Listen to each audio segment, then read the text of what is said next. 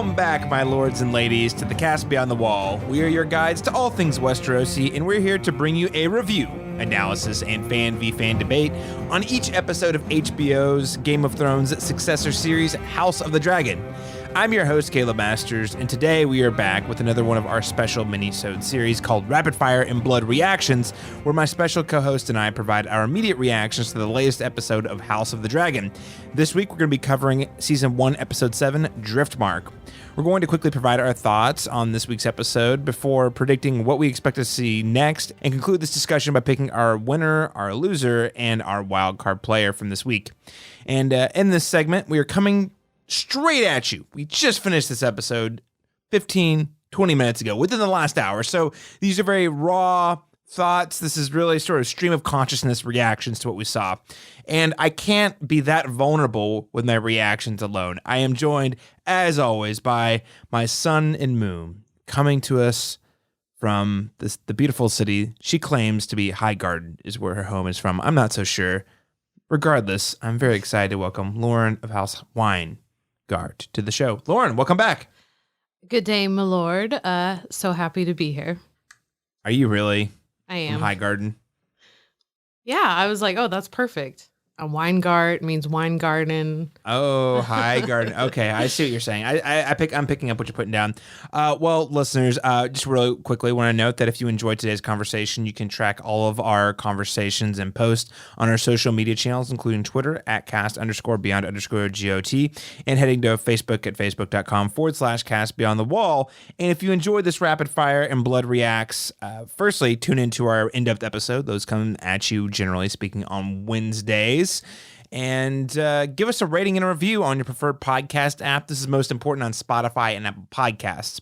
And last but certainly not least, I want to note that we have a quick disclaimer. We will not be spoiling any future events of House of the Dragon. Again, I know that the knowledge of what will happen generally via the novel Fire and Blood leaves that information out there. Lauren and I are not going to comment on that. We are only going to be commenting on our opinion on where things are heading without much real information for foreknowledge. All right, Lauren, well, let's go ahead and get to this week's episode, Season 1, Episode 7, Driftmark. What an episode. What an episode. I was a doubter. I was a doubting Thomas after last week's episode where I was like, this time jump, it's not really working for me. I don't know. It's a pretty big gamble, and I can't say with confidence that gamble has paid off. However, if more episodes are like this week's episode, Season 1, Episode 7, Driftmark, I am on board. I was a big fan of this week's episode. I'll get more into detail on that in a moment, but first, I wanted to quickly get your thoughts. What did you think of Driftmark? Yes, I agree. This was a very good episode. I really liked it. Yes, again, the time jump. I'm still, I guess, trying to recover from the time jump from last week. I also have to say, even the time jump from last week, this week, I'm actually starting to get really annoyed because they're trying so hard to find in-text reasons to tell us how long it's been, but it's getting increasingly difficult, and I don't like that I don't know how far in the future we are from the jump. Well, it can't be any more than like a couple weeks, right? It's like this is the funeral of Lady Laena. So, I mean, maybe it took longer. I'm just saying, but it's probably been a couple weeks. But for example, last week, it took them halfway through the episode until we realized exactly, it's been 10 years. Yeah. And again, I appreciate the approach to subtlety. I see what they're trying to do. But honestly, as a viewer and a person who appreciates subtlety, sometimes it's just nice to have the on-screen text saying 2 weeks later. Yeah, I don't know. Maybe they're just hoping the audience is smarter and doesn't need that, or they want to keep the audience guessing. I don't know. But I think it was clear that not that much time has passed between this episode and the last one. Although, you know what? Didn't take long. Otto Hightower, back at Hand of the King. What the hell is going on with that man? And we didn't even see it. They did it off screen. I know. Listen, this dude was dismissed from his post. Is this like one of those whenever you're picking like a new like VP or something at a company, you're like, I know I let that guy go a couple, about 10 years ago, but he did a good job then. Let's bring him back. I guess this is that same approach. Where it's like, well, I had another guy that I loved and he just is gone all of a sudden. And because I've only ever had 2 guys, well, let's just go back to the other guy because it's the easier decision to make. Yeah, let's just go back to what's comfortable. But, I'm sure that Allison had something to do with that, but we just didn't see that. But he's back. I guess I'm fine with it. I mean, I'm not fine with it, but I guess, I mean, textually within the text, I'm fine. I think from a story perspective, I guess it makes enough sense. Again, there's jumps that are kind of annoying, especially given the state in which Viserys was in when he let him go. But Oh, speaking of Viserys, made it another episode, man. Man, once again I'm wrong. I just feel like every episode, oh my God, I don't think he's gonna go till the end. Or maybe you said the 9th episode? Yeah, episode 9, historically, at least with the first 4 or 5 seasons of Game of Thrones, was typically the big event. I mean, stuff happens in episode 10, but usually episode 9 was the whole, that's when we lose Ned Stark's head. That's when we have the Battle of Blackwater. That's when Robb Stark dies. I mean, there's a lot of things that happen in episode 9 usually of Game of Thrones. So that tradition may continue here. Maybe he makes it 2 more episodes. Well, the mystery still continues because they're doing a great job at making me think every episode, how on earth is this guy going to make it another episode? I know. Every episode, he's still here. I know because he just looks worse and worse. But I really did like the funeral scene. I thought that was really great. We're seeing a lot of about Laena's funeral. Yes, right? At the beginning. Laena's funeral at the beginning. A lot of players coming together all in one place for a common reason. You see a lot of people who basically hate each other, don't want to see each other. It's awkward. And people are making these eye contacts and then with each other and then looking away and so. This episode is so good. It's the best episode for people who just if the tension is all in people making eyes at each other. You just said what? Yeah. And so it's all about character tension but it's also about characters that are becoming closer, those relationships, when I forget his name, it's the oldest son of Rhaenyra. Jacaerys, I think, is it? He goes over to the girls of the daughters of Laena and kind of they hold hands at one point. So I feel like there might be character relationship that might build there. But I also love when Daemon, man, this is the funeral of his wife and he's just over here chilling. He's like, hey, I'm good. So I think it's kind of was a little more clear to me in this episode that maybe he didn't necessarily love Laena.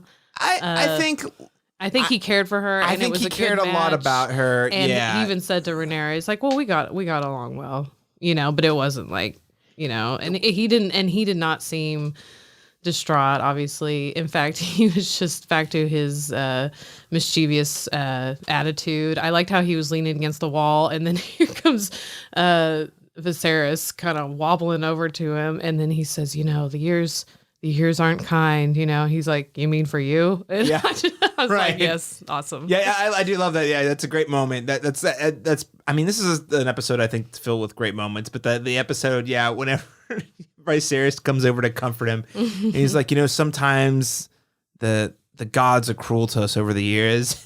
Daemon throws it back in his face, like, oh yeah, with you. Viserys is like, I've exiled you not once, not twice, not just but come 3, home. But come on home. Come on we home, miss baby. You. We miss you, we baby have a place brother. in the court for you. I was like, man. How many times? How many times does it take? And he's like, I don't need anything. Well, I love it because, I will say Daemon has been frequently the wild card in terms of we don't know what he's going to do next. And originally I thought there was some sort of grand plan to his tactics, but I actually now think it's just in fact, thanks to the podcast discussion we had last week in our deep dive episode where our guest Lainey James came in and basically said, he just really loves to disrupt things. Yeah, he's a disruptor. But originally I was like, oh, it's part of some plan he's working up to. I don't actually think that anymore. I think he just loves stirring shit up and seeing what happens. Yeah, he's a pot stirrer and he likes to lean against the wall and just watch everything implode. Oh, he has the best eye work of this entire episode. Yeah. This is the closest to Peter Baelish I feel like Damon's ever gotten, where he just sits in a room where other people are talking and he's like making eyes at everyone. And then when the moment comes for him to make a choice, he strategically places himself so it's very visible without him having to say anything. Yes. But I will say, despite the fact that, yes, he does a lot of seemingly random things in order to sort of like stir the pot, so to speak, I think that one of the consistent things about him is that he's deeply independent and he does not want his brother's help, no matter what the circumstances. We saw it in episode 3 whenever he took on the crab feeder. His brother was trying to throw him a rope and he's like, screw you. Like, I'm going to do this my own way, right? Like, he just has no interest in any lifeline because he doesn't want to be perceived as in any way reliant on, I think, the crown for sort of like his power and his reputation. Exactly. And he also obviously has a very bad relationship with Otto Hightower. I love the line that he said to him. The small interactions with the characters really pay off. Otto Hightower says, my deepest sympathies. And he's like, and Daemon just says, no matter how fat a leech gets, it always wants more. That's his response. It was amazing. It was like one good line, like one good one-liner after another with him. Like, it was great. Daemon has 2 modes in this episode.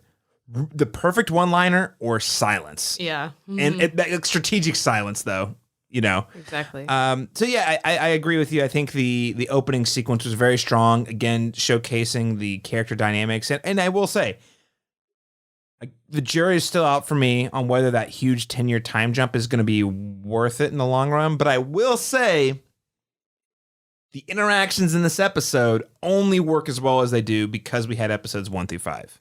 Because we saw like all of that history build up along the way. Now we're starting to sort of reap the benefits in terms of the character drama there. And I think Damon's a big part of that, seeing it because we know from the jump, he hates the Hightowers. He knows what they're up to. He has no respect for his brother. We know that from the jump, and we know why. You know what I mean? Like, these are the sort of the things that, while the 10-year time jump is rough, and I'm still not confident that I'm willing to accept some of the really 180 changes some of these characters make, because we had that sort of first 5 episodes, sort of almost like a 5-episode prologue, the moments in this episode land so much harder and more impactfully. I agree. And the also knowing the history between Rhaenyra and Daemon. While we're getting into the next thing, I just want to point out one thing. The lighting in this episode was so cool. I liked how they had the progression of the sun going down from the funeral when they were on the beach into the scene where Aemond goes to the dragon. I thought it was very cool. And also, I particularly like the score on this episode. I thought it was really good. It's a great score. And let's just take this opportunity to say, and listen, the jury's still out on whether or not Aegon II is going to be a shit. We were all sitting here thinking he was going to be the shithead. Well, this episode reared its head, and actually Aemond was really the pot stirrer in this episode. He's the villain to be, I tell you. He lost an eye as evidence, but I mean, he went for the dragon, which was even as we were watching it, I was like, God, this guy is so stupid. And I'm like, he's going to get so lucky. It's going to work out for him somehow. Well, it's interesting because up to this point, I a little bit of me was like kind of rooting for him in that moment because I'm like, oh, he's been bullied. He got a pig dragon given to him, and he seemed like he was kind of scared when he went down to the dungeons the first time to see the dragon. So it's like you kind of like are rooting for him, and then he like goes to get the dragon, but then immediately I'm like, oh no, fuck that. Well, the second he gets back, this boy's a shithead. It went to his head. He went to his head, and I think that is where it's an important distinguishing factor here. You're right. I pity him because he was bullied both by his older brother and his cousins. So it's not as if they are 100% innocent, but they're also kids. And the pig prank is nothing compared to some of the things that he says to them.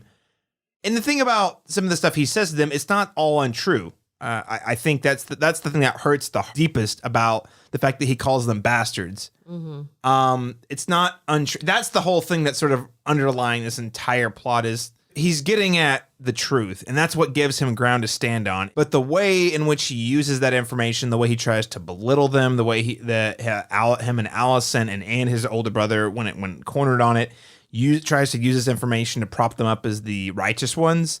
That's where you're like, wow, these people are awful, because it is the truth. Like, yes, we realize that Rhaenyra has had 3 bastard kids, and it's true, and it's probably not right. Also, fuck the patriarchy, but like, there's a lot of, it's complicated, and I think that's the reason it stings so hard is because it is true. But that doesn't mean just because it's true does not mean that these kids are in the right to weaponize the truth in a way that benefits them when it's convenient, right? What did you think of the scene when? What did you think of the scene when they all kind of get together to confront Aemond? I mean, it's like most of the major players here. It's everyone but Laenor, who seems to be off doing whatever it is he's doing. Well, he's grieving over his sister. Give him a break. I'm grieving in his own way, I'm sure. Yeah. I mean, okay, so this scene, I mean, talk about airing out all your dirty laundry out in the open. They were just, went to the point of discussing, the parentage of Rhaenyra's children. So this was a good scene. I mean, we saw Alicent kind of reach her boiling point. She finally put herself out there in a really vulnerable position. She did. I mean, all it took, that's her son. Took his eye. She wants an eye for an eye. I literally the eye for the eye, a little on the nose, but also not unfit for like sort of like his. I mean, obviously this is a fantasy, but it's based off of a historical time period. It doesn't seem like a stretch. A little on the nose, but I think it was fitting for the sequence. I mean, it's tough, man. Like, it's when I look back at Cersei Lannister in the original Game of Thrones. Joffrey was the worst, a monster, and yet she defended him. I am not a parent, especially not a mother, of course, but I'm like, God, how do you defend your son when his behavior is obviously so toxic? Aemond is not Joffrey Baratheon from Game of Thrones. Obviously, he's not that vile or hurting anyone that way, but the way he uses words and the way that she will instantly sort of leap to his defense. I get, especially in a public forum, that's her position. She needs to do that. But it just, I mean, kids don't pull out knives and stab their cousins in the eye for no reason, right? I don't know. It's just tough. She put herself out there in a vulnerable position, though. Exactly. And you don't know what she's going to do. That's the other thing that's really dangerous about her. She pulls out a knife on Rhaenyra. Yeah, on Rhaenyra. And she says to her, now people see you as you are. That was a good moment. But you have Viserys once again completely avoiding conflict. He's like, that's enough of it. I don't want to hear anyone question, and he's like not listening to Alicent, and he's not. No, I like how Alicent actually defies him and says, Sir Criston, take his eye. You swore an oath to me, and even Sir Criston in front of everyone was like, I swore an oath to protect you. He's like, hey, crazy bitch. Right. Well, and then when he finally does make a move, whenever things get really rowdy, after she takes the knife on Rhaenyra, I mean, Daemon stops him from making a move. So speaking of Daemon, this was we loved him in the first sequence. This sequence, though, was my favorite. Dude does not say a word. Just sits leaning against the wall, and he's like looking over to the left. Oh, you said what? Looking over to the right. You said what back? You know what I mean? Like just the way he's clearly very honed in on the conversation and the politics of the situation. And then, of course, once things settle down, he immediately runs to Rhaenyra's side, which takes us to the fact that the two of them finally, they finally made love. Something that I feel like was hinted on. It's a long time coming. Yeah. What did you think of that? Was it earned? Was it earned? That's a good question. Maybe if there was a few more episodes in between the time jump to kind of build on that chemistry, especially while she's older. But I I knew it was going to happen. I thought maybe it was just going to be a kiss, but they went. Oh, they went all the way. I mean, they're both grieving. They both lost someone close to them. The parents of their children. So I think they've found that their chemistry or love is there even stronger than it was before. And now they're sealing the deal. And yeah, I think that, if we want to hit on the end of the episode, again, I think so they realize that they can't get married with Laenor in the picture, so they pay off his lover to make it look like his lover kills him, but they actually kill someone else so that Laenor can run away. It was a great reveal, honestly. That was great. Because I was sure they killed him. I thought they killed him. And I was like, wow, this is really revealing just how cold Rhaenyra is. Because it was a couple scenes after he had come out and said, I will do whatever it takes to be the best father for your children. I will turn away from more. There was a moment where you're like, wow. She is just straight up assassinating her own husband so that she can marry her uncle. But then you're right. It was a great reveal because it's not that she is a cold-hearted, vicious woman.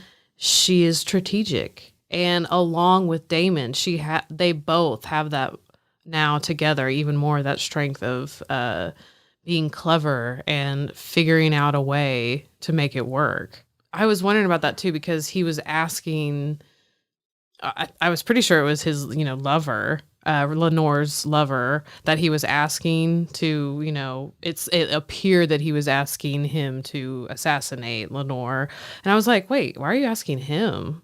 That's his lover. But then you get it at the end, because then you see Laenor get on the boat with him. And I was like, well, because that's the thing, he's trapped he has been trapped by duty, right? But he actually doesn't want the life that he's been forced to live. So now they're both getting what they want. Right. Exactly. So it's sort of a win-win in that scenario. And, I'm really interested to see how next episode plays out, because I don't think Viserys is going to take very well to the fact that Rhaenyra and Daemon are married, but also he's so weak, I just don't know what he's going to be able to do. The other thing is I love how they really draw battle lines pretty clearly in this episode. There's literally that scene where they all sort of go at each other's throats, and the room is divided at the end of the scene. You can kind of see who's on what side, with Viserys kind of walking around on his own. I just am really curious about, it's episode 8, the episode things are really going to break out into war. I just feel like we're just barely on the brink of war.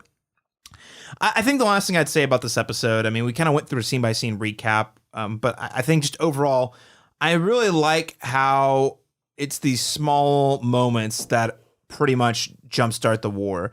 If Viserys was dead, a war would have broken out from the fact that, Rhaenyra's kids essentially attacked or retaliated against Aemond. And this is the kind of stuff that starts wars, honestly, especially like when you think of medieval times. Oh, this family member got assaulted. It's a family squabble that takes an entire nation into war. I think that's pretty apt and true to reality. So I think that's a really great way to sort of set it up. Again, I keep saying it's the powder keg analogy. This thing's going to blow. Probably next week, but I've been saying that the last 2 weeks, so we'll see. Yeah, this whole thing is a ticking time bomb, and Viserys is the time bomb.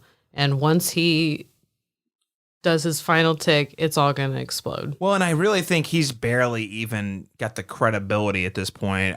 Clearly Alicent, the queen, doesn't respect him. She defies him publicly in front of a bunch of people this week.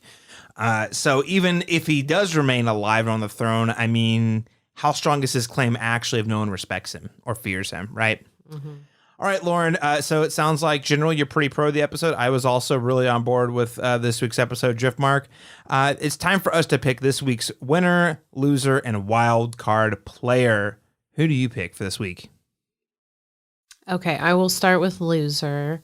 I'm going to say Princess Rhaenys. That's it. Yeah. Oh, I feel so bad for her because she not only lost her daughter, and is also doesn't seem to be having a good the relationship is kind of strained with her her husband Corlys, and at the end her son dies, although she doesn't realize that it's not her son. Side note, I feel bad for the guy that had to be sacrificed. Yeah, they totally killed. Somebody died for him. Somebody died. We don't know who it was, but they definitely used a real body. I don't know if it was the kid that they had run off and come. I don't know. We don't know.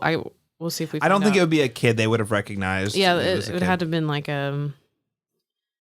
So I guess we'll see or not. But she's thinking that Laenor is dead, so she's just devastated. So I pick her as the loser. I'm going to do 2 winners. 2 winners, okay.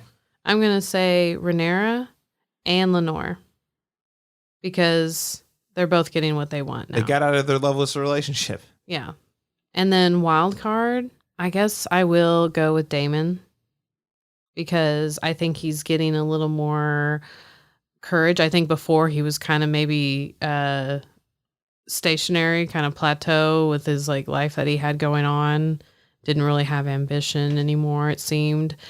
And now he's come alive again, it almost seems, now that he's with Rhaenyra and they have this plan in place. So, and I think he's really into it. So I choose him as the wild card. Okay. All right. No, I think those are all great, reasonable choices. This week's loser, I agree with you. I'm actually going to do a 2 pair essentially. I go to Corlys and Rhaenys because they think they lost their son, they lost their daughter, they think they lost their son, and even between the 2 of them, they seem a little divided because there's a scene between the 2 of them in which Corlys is still like, the throne should have been yours. Mm-hmm. Let's take it back, and she's like, I don't want it. It's in the past. She's like, our children. I care more about our children. Who are now dead. Yeah, and now they're dead, so now I have nothing. Right.